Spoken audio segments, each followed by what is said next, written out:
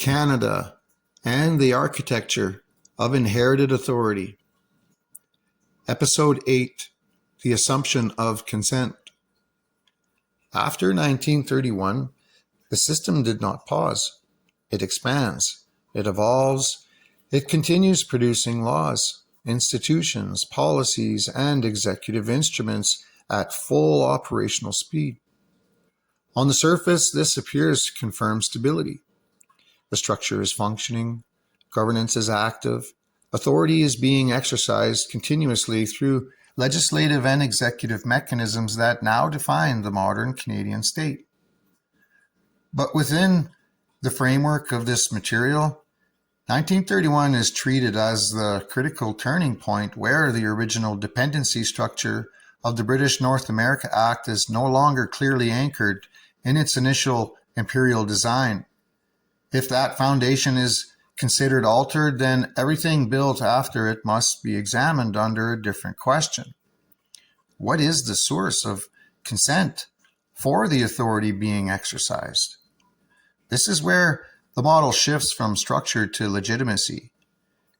Because what follows 1931 is not a reset of constitutional origin by the people of the provinces, but an accumulation of legislative and executive actions operating inside an inherited framework.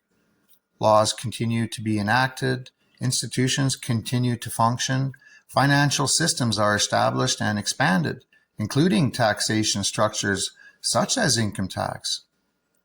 Executive instruments continue to define authority through offices such as the Governor General, operating under revised letters patent issued in 1947.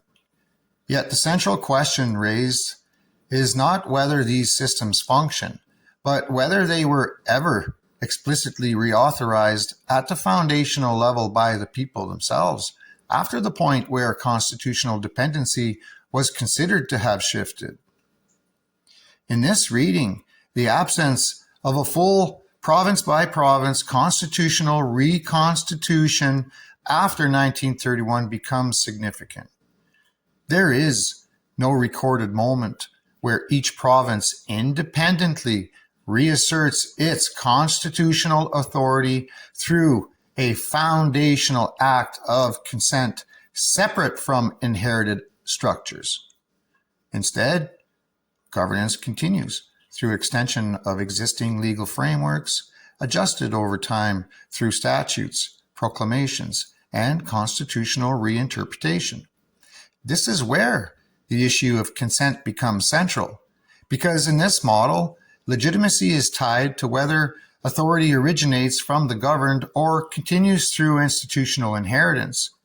If authority is continuously extended through pre-existing legal instruments without a full reset of foundational consent, then the system is interpreted as operating through assumed continuity rather than renewed authorization.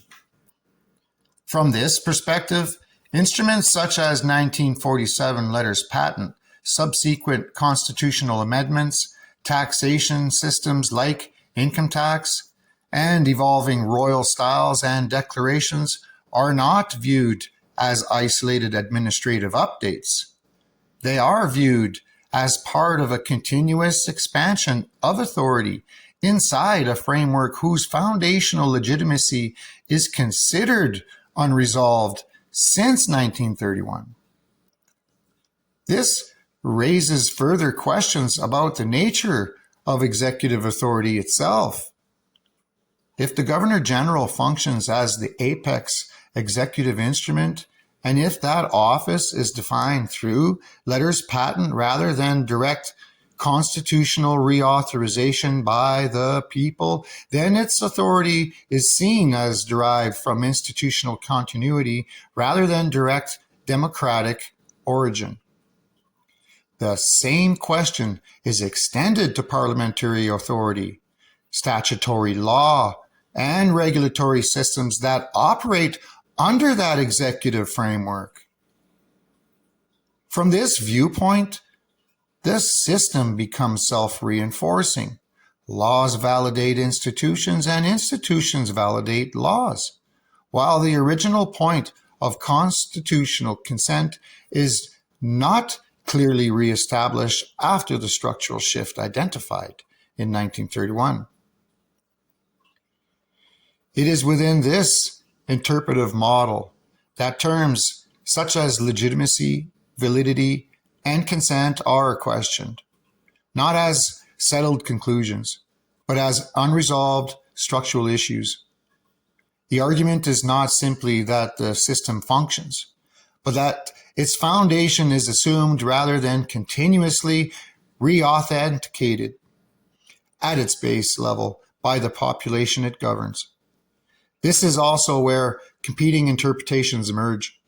The standard constitutional view holds that continuity of state authority carries forward through legal evolution and recognized institutional succession. But within the framework of the series, continuity is not treated as proof of original consent. Instead, it is treated as evidence of uninterrupted administrative operation inside an inherited structure that has never been fully reoriginated at the provincial or popular level. As a result, every major post-1931 development becomes part of a larger interpretive question. Income tax becomes not just fiscal policy, but a test of assumed authority over resources. Legislative expansion becomes not just governance, but extension of jurisdiction. Executive instruments become not just administrative tools, but expressions of a legitimacy chain whose origin point remains under examination. This is why the system appears stable, while simultaneously remaining unresolved within this framework. It is complete in function, but contested in foundation. And that tension is what drives the next stage of the narrative forward. Because once authority is understood as potentially continuous rather than newly consented, the question is no longer what the system does, but whether the system, as currently structured, reflects an original constitutional authorship by the people or a continuation of an older inherited framework that was never fully democratic. From here, the investigation moves towards another pressure point. What happens when a system built on assumed continuity is confronted with the demand of explicit origin?